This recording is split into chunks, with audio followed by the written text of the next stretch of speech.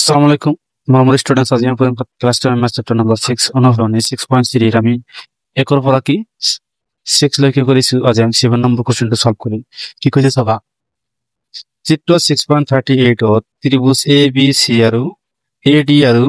CE উন্নতি দুটালে পৰস্পৰক কি P বিন্দু ছেদ কৰে দেখো যে এক নম্বৰ এটো আছে 2 নম্বৰ 3 নম্বৰ 4 নম্বৰ এটা কি সদৃশ বুলি প্ৰমাণ কৰিব লাগে তার মানে ত্রিভুজ এটা হয় কি ত্রিভুজ 13.8 কি কৈছে ত্রিভুজ ABC ইয়ার কি AD হল কি আর CE AD তো কি AD আৰু CE তো কি হয় উন্নতি মানে লম্ব দুটালে এই লম্ব দুটালে কাটাকাটি করেছে P বিন্দু বা ছেদ করেছে কি P বিন্দুত তাহলে আমাকে 1 নম্বর 2 নম্বর 3 নম্বর 4 নম্বর এইবিলাক আমাক সদৃশ দেখাব লাগে সাবস্টেন্স প্রথমত আমি 1 নম্বরটো সদৃশ বলে দেখাও প্রথমটা আমি সমাধান কৰিম 1 নম্বৰ কি কৈছে ত্ৰিভুজ AEP সদৃশ কি কৈছে CDP এটা আমাক কি চিত্ৰ দিয়া আছে কোনটো দিয়া আছে সাবস্টেন্স কি কৈছে ত্রিভুজ কি AEP মানে A দেখল AE মানে এইটো AEP এইখিনি মানে ত্রিভুজ এইখিনি কথা কৈছে AEP এই ত্ৰিভুজৰ সদৃশ কোনটোতে খুৱাব লাগে কি CDP মানে CDP এই ত্রিভুজটো সদৃশ দেখাব লাগে তো সাবস্টেন্স এটা আমি এতিয়া সদৃশ দেখাম তো সমাধানত আমি কি লিখিম যে ত্রিভুজ AB সির পৰা আমি কি লিখিম AD to কার লম্ব আমি লিখিম AD লম্ব কার BC লম্ব জানো আমি BC তারপরে কি আৰু CE to কার লম্ব AB লম্ব এটা আমি লিখিম CE লম্ব কার AB লম্ব জানো এটা আমি জানো তারপরে আমি কি লিখিম এটা আমাক কি প্রমাণ কৰিব লাগে যে প্ৰমাণ কৰিব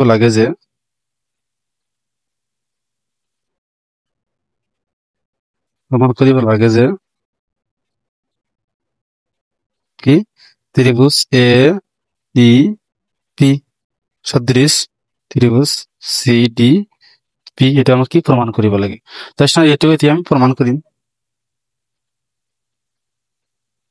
প্ৰমাণ আমি কি লিখিম যে ত্ৰিভুজ AEP আৰু ত্ৰিভুজ CDP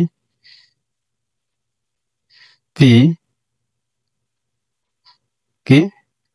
ত্ৰিভুজ CDP এৰ পৰা এটা আমি কি লিখিম এরপর আমি কি লিখিব পারো কারণ আমি ই কোণটো কি জানো 90 ডিগ্রি এটা কি চিহ্ন আমাক 90 ডিগ্রি বুঝা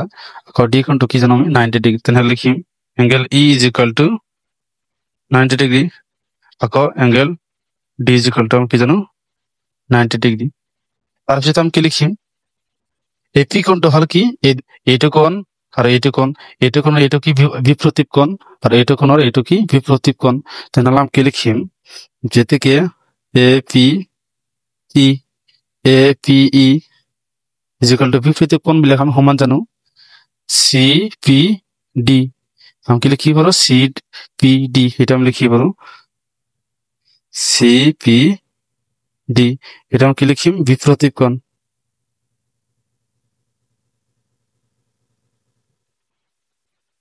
কি জানো বিপরীত কোণ তাহলে আমি কি কোণ পাইছো কি এইটো কোণ আর এইটো কোণ আমি কি জানো সমান জানো এইটো আমি 90 জানো ই কোণটো কি 90 জানো আমি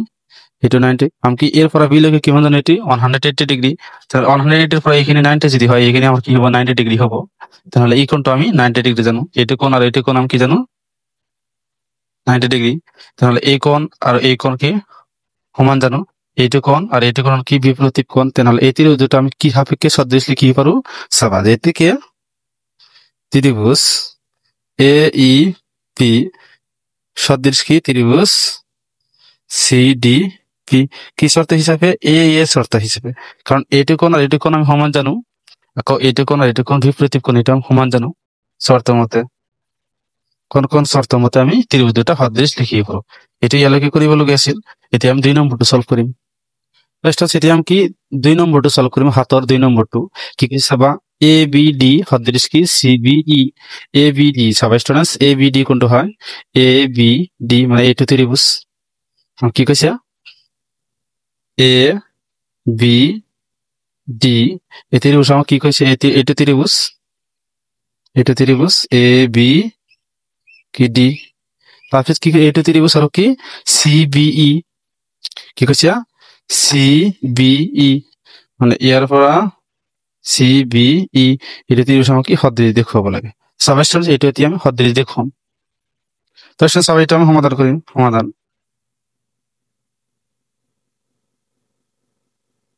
আমি লিখি ত্রিভুজ এ বি ডি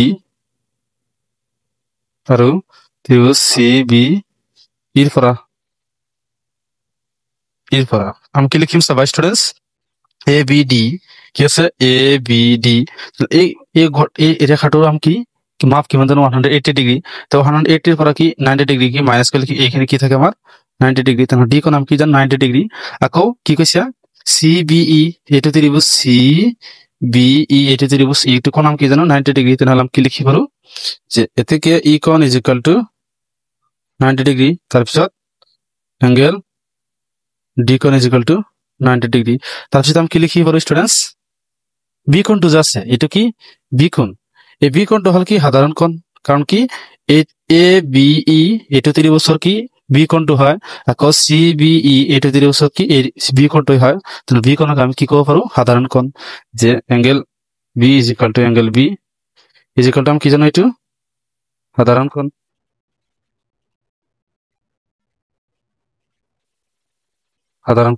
তাহলে আমি এই ত্রিভুজ দুটাকে আমি কি কোন কোন সাপেক্ষে আমি কি লিখি পারো সদৃশ থেকে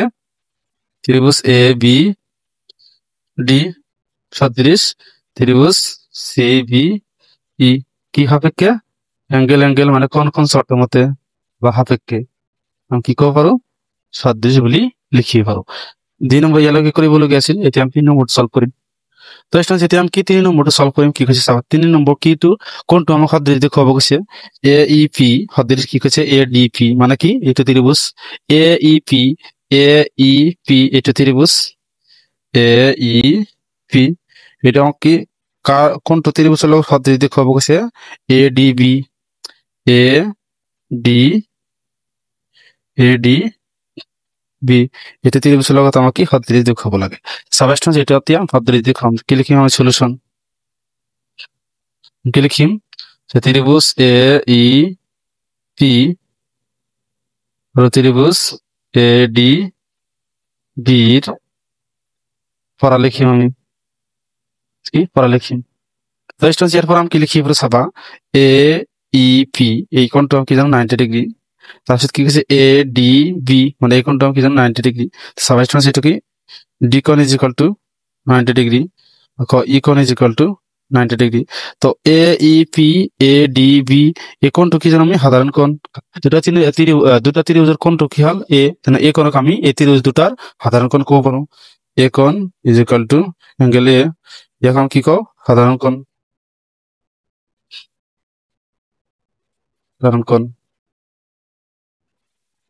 তাহলে কি এই ত্রিভুজ দুটা আমি কি হিসাবে সদৃশ কব পারো কোন সাপেক্ষে আমি কি কব পারো ত্রিভুজ দুটা সদৃশ তো সাবস্টেন্স এ থেকে ত্রিভুজ এ ই পি কি লিখি পারো সদৃশ ত্রিভুজ এ ডি বি কি শর্ত হিসাবে কোন শর্ত মতে শর্ত হিসাবে আমি কি বা শর্ত মতে এই ত্রিভুজ দুটা আমি সদৃশ লিখি পারো এটা আমি 4 নম্বরটা সলভ করি তো 4 নম্বরটা কি আমাক কি কো এই ত্রিভুজ দুটা আমাক সদৃশ দেখাব লাগে কি পিডিসি সদৃশ কি বিইসি তাহলে চাও ভালকে চাবা কি পিডিসি এটা কোন জাম কি 90 ডিগ্রি তারপর বিইসি এটা কি কোন নাম কি জানো 90 ডিগ্রি তাহলে আমি কি লিখিম যে সমাধান বা সলিউশন লিখিম কি ত্রিভুজ পিডিসি আর ত্রিভুজ বিইসি এর পরা কি লিখিম আমি ডি কোণ is equal to 90 degree E কোণ ইজ ইকুয়াল টু 90 ডিগ্রি তারপর আমি কি লিখিম সবাই স্টুডেন্টস বিইসি কইছে তারপর কি পিডিসি কইছে তাহলে সি কোণটা আমি কি জানো বিইসি তার আছে কিছু পি ডি সি এক সি কোণটো কি জানো সাধারণ কোণ জানো দুটা ত্রিভুজের এটা কোণ হল কি সি তেনেহলে আমি সিকে আমি সাধারণ কোণ বলে লিখিব পাৰো যে angle C is equal to angle C এটা কি সাধারণ কোণ